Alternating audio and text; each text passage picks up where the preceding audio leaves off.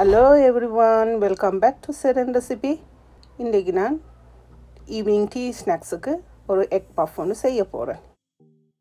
இது பஃப்புக்கு தேவையான எக்ஸை பாயில் பண்ணி எடுக்க போகிறேன். இப்போ நான் பஃப்புக்கு தேவையான அனியன், டொமாட்டோ, கார்லிக், கொரியாண்டர் எல்லாத்தையும் டைனியாக ஸ்மாலாக கட் பண்ணி ரெடி பண்ணி வைக்க போகிறேன்.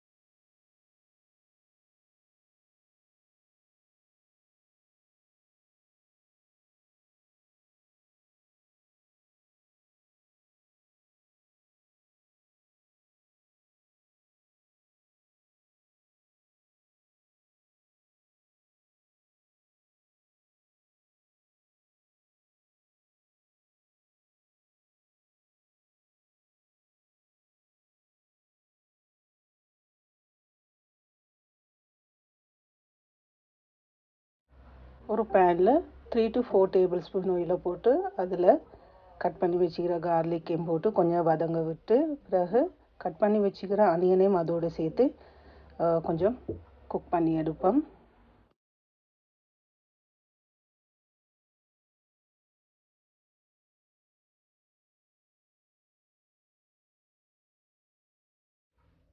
இதோட பிஞ்ச் ஆஃப் சால்ட்டையும் ஆட் பண்ணி அனியன் குயிக்காக குக் ஆகிறதுக்கு கவர் பண்ணி நாங்கள் வைப்போம்.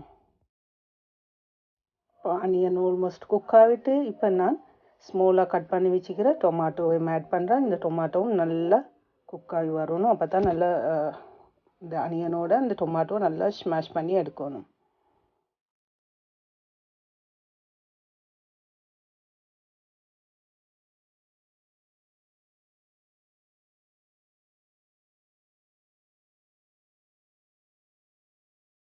இப்போ இந்த ஃபில்லிங்க்கு தேவையான ட்ரை பவுடர்ஸ் போடுறேன். Black pepper powder, turmeric powder, jeera powder, garam masala powder, chilli powder எல்லா மெஷர்மெண்ட்டும் அந்த ஸ்க்ரீனில் போட்டியே தேவையானவங்க அதை பார்த்து ஃபாலோ பண்ணுங்கள்.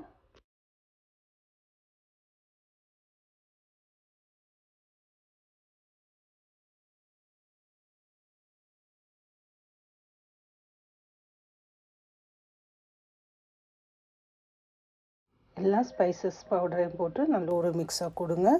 இப்போ ஆல்மோஸ்ட் நல்லா சாஃப்டாகி இப்போ நாங்கள் 1 டேபிள் ஸ்பூன் டொமேட்டோ கெச்சப்பையும் ஆட் பண்ணுவோம். அதோட இந்த மசாலாவுக்கு தேவையான உப்பையும் ஆட் பண்ணுவோம்.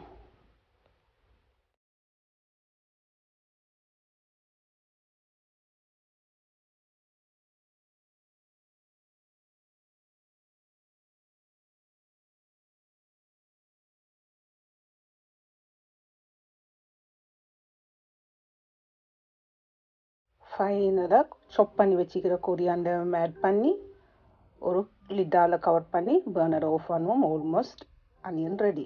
இப்போ இந்த பஃப் பேஸ்ட்ரி தான் நான் யூஸ் பண்ண போகிறேன். இது ready to role puff pastry.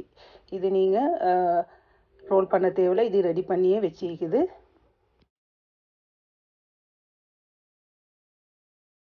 இப்போ நாங்கள் ஷீட்டில் உள்ள க்ரீஸ் பேப்பரை ரிமூவ் பண்ணி இந்த ஷீட்டை 8 பீசஸாக டிவைட் பண்ணி எடுப்போம். எங்களுக்கு விருப்பமான ஷேப்பில் இதை கட் பண்ணி எடுக்கலும்.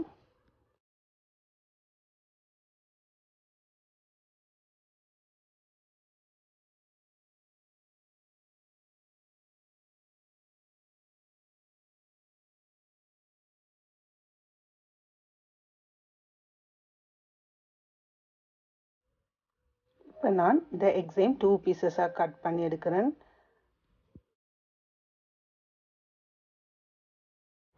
Very quick and easy recipe இது.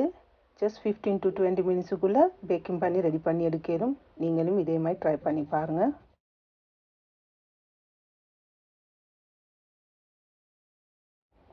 இப்போ நான் செஞ்சு எடுத்த மசாலாவை டிவைட் பண்ணி வச்சுக்கிற பேஸ்ட்ரி ஷீட்டில் எல்லாத்தையும் போட்டு ரெடி பண்ணுறேன்.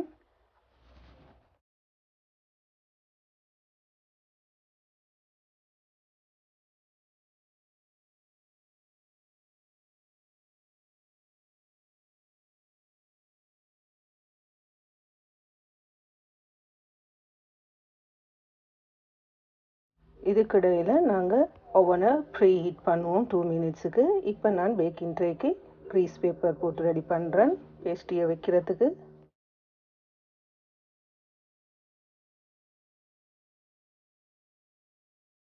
பேஸ்ட்ரியை சுற்றி வர எக் அப்ளை பண்ணுறேன். இந்த பேஸ்ட்ரியை சீல் பண்ணி ஈஸியாகிக்கும். குக்காக போக்கில் ஓப்பன் ஆகாது. எக் யூஸ் பண்ண விருப்பம் இல்லாதவங்க மில்க் வாட்டரும் யூஸ் பண்ணலும் சீல் பண்ணுறதுக்கு.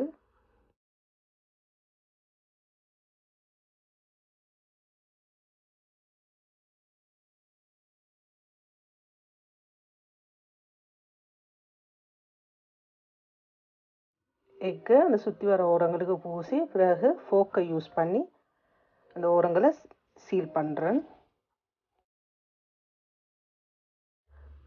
180 செல்சியஸ் 15 to 18 மினிட்ஸ் பேக் பண்ணி எடுக்கணும். பேஸ்ட்ரிக்கு மேலால் சுற்றி வர எக்கை பூசி ஓவனில் போடுவோம் பேக் ஆகுறதுக்கு.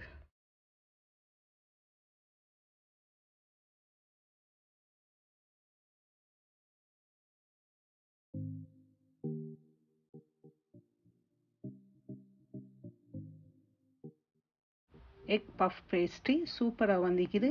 நீங்களும் இதை ட்ரை பண்ணி பாருங்கள்.